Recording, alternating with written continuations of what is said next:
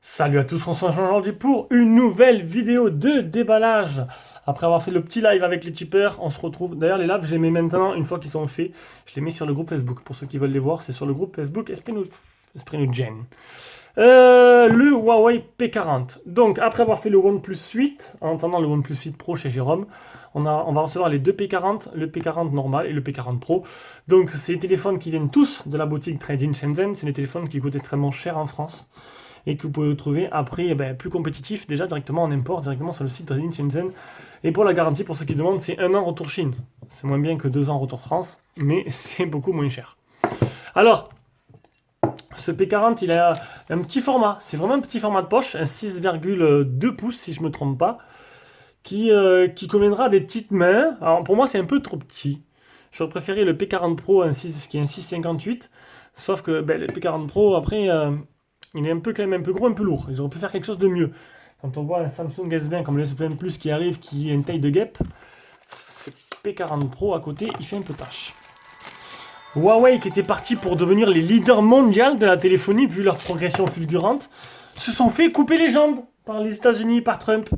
Et ça a vraiment mis un coup à Huawei. C'est vraiment dommage parce que c'est vraiment des téléphones qui arrivaient vraiment au niveau des Samsung. C'est des téléphones vraiment haut de gamme, qui était très très bon en photo. Moi j'ai vraiment kiffé, j'ai eu le P20 Pro, j'ai trouvé ça superbe. Ils ont quelque chose en plus, et donc maintenant c'est un peu plus compliqué. Donc, et justement, voilà, le P40 Pro m'intéresse. On va activer tout. Donc là, vous avez vu, je commence directement par le menu. D'habitude, ils sont allumés et préparés, mais là, vu que pas besoin de les allumer et préparer parce qu'il n'y a pas de Play Store à mettre. Oh, les gestes. Ici, les gestes. Donc là, on est vraiment au début de téléphone. Vous avez bien vu, il y a bien le français. Terminé. Donc, c'est des modèles chinois comme d'hab. La seule différence, c'est qu'il y aura peut-être que quelques applications en chinois voilà, que vous pouvez enlever assez facilement. Au niveau des bandes, il aura. Alors, on va aller voir après. On va voir s'il a la B20 ou la B28. La B28, je pense pas. La B20, c'est possible. Au niveau de la boîte, on aura le gros chargeur anglais. Bon, Trading Shenzhen envoie un chargeur américain avec. Un chargeur français, français avec, qui est un bon chargeur de bonne qualité. On aura un type C et on aura des écouteurs, ce qui est assez rare. Alors en France, c'est obligatoire, mais en Chine, non. Hein. On va mettre ça de côté. On va s'intéresser désormais au téléphone. Donc, au téléphone, je vous mettrai un lien d'achat en dessous de la vidéo comme d'hab. Alors, je prends mon Black Shark 3 que je suis en train de tester en ce moment. Au niveau des P40, donc le P40 Pro, le modèle qui va arriver chez nous, il est à 847 €. Et au niveau des P40, c'est le modèle le moins cher qu'on a pris. Alors, je ne sais pas si c'est exactement le 8 256 ou celui-là. Je crois que c'est lui à 617 €. 117 €, c'est quand même pas mal moins cher que le prix en français pour le même téléphone. Je voulais voir un peu les caractéristiques. On va cliquer dessus.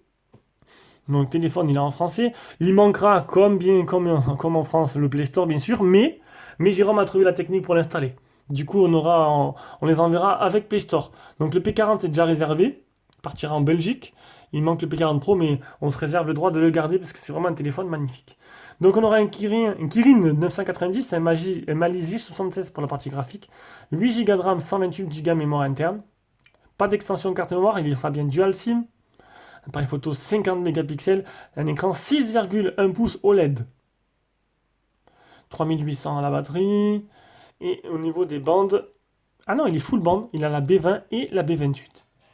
Et il est multilangue. En fait, c'est un téléphone qui est 100% compatible avec le marché français, donc c'est exactement le même modèle qu'en France, mis à part, je vous ai dit, les petites applications en chinois qu'il faudra enlever soi-même, mais sinon c'est pareil.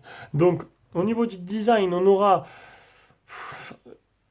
Alors qu'on essaie de venir à un truc simple, ils nous continuent à nous mettre un gros truc en haut, voilà, un double appareil photo, comme le S10 Plus qui prend pas mal de place, qui fait assez moche. C'est vrai que c'est assez discret, moi, sur mon Reno 3. On est quelque chose, attendez, de assez discret, hein, juste en haut à gauche. Là, c'est plutôt très très voyant. Et sur le P40, c'est pareil. P40 qui est super, qui est Edge et qui est super optimisé niveau écran. Là, c'est vraiment un petit format. Donc, en dessous, on aura le type C, on aura le haut-parleur. le double nano SIM. Voilà, sans extension de carte SD. Pas de port jack, il faudra un adaptateur. Bouton power, bouton volume plus moins. Et à l'arrière, une coque, donc c'est le modèle glacial que j'ai très très joli. Par contre, on a un module photo qui ressort énormément. C'est un truc de malade. Donc je sais que ça prend de plus en plus de place. Et que du coup, on va avoir des trucs plus moches, très moches comme ça. C'est vraiment moche là. Faut dire ce qui est, c'est moche. Donc heureusement que la coque qui fournit avec va équilibrer un peu tout ça. Et encore, sur la table, bon, on s'en fout qu'il soit pas droit, hein, on va dire. Enfin, en fait, on s'en fout. Il y en a qui vont porter attention, moi non. Voilà. Donc, vous allez voir, il n'y a pas de Play Store. Il y aura App Gallery, qui est le nouveau truc de chez Huawei qui s'améliore de jour en jour. Donc moi, ce qui me faisait peur, c'était un peu pour les applications de type banque, PayPal et tout. Donc sur App Gallery, s'il y a toutes mes applications que j'ai besoin de type banque et tout, bien sûr, sauf les applications Gmail, et qu'en plus de ça, je peux y rajouter le Play Store et mettre tout le reste, YouTube, Gmail, etc., etc., ça pourrait être un téléphone intéressant. Surtout le P40 Pro, j'ai envie de dire. J'attends que Jérôme le reçoive. Normalement, il le reçoit semaine prochaine. Donc, le modèle. Donc là, il est bien en français. Voilà, vous pouvez le voir. Il est tout en français. Et c'est bien le modèle. Alors, on est sur une version Android 10, 8, 128. C'est bien ce modèle-là qu'on a pris. Niveau de la photo. Au niveau de la photo, c'est ce que j'ai adoré chez Huawei. C'est la photo. C'était vraiment des photos parfaites. Il reconnaissait direct ce que tu prenais en photo. Voilà, je suis encore déçu. J'ai pas, alors je vais mettre plein écran, hein, j'ai pas le choix. Alors, j'ai pas le mode 16 neuvième. Moi, ça m'embête. Franchement, c'est un truc qui m'embête. C'est que tu as le 4 tiers, donc ça fait un petit carré comme ça. Tu as le 1-1, ça te fait encore. Alors, le 1-1 sur ce téléphone, ça va faire quoi? Attends, faut 4 tiers, ça fait comment? 1-1, ça fait plus petit ou plus grand? Encore plus petit. Et du coup, tu n'as que le plein écran. Et le 16 neuvième, c'était le bon compromis. Pour pas perdre trop en résolution avec le plein écran. Vous aurez des photos plein écran, puisque le 4 tiers, je n'aime pas ça. Niveau photo, ce sera très bien. On le sait, Huawei est passé maître en la matière depuis leur partenariat avec Leica pour faire, de la qualité photo vraiment supérieure. Dommage encore une fois pour ces petits appareils photo là qui gênent l'expérience utilisateur. Un petit téléphone qui tient très bien en main, qui satisfera pas mal de monde, qui est pas mal, hein, c'est du haut de gamme.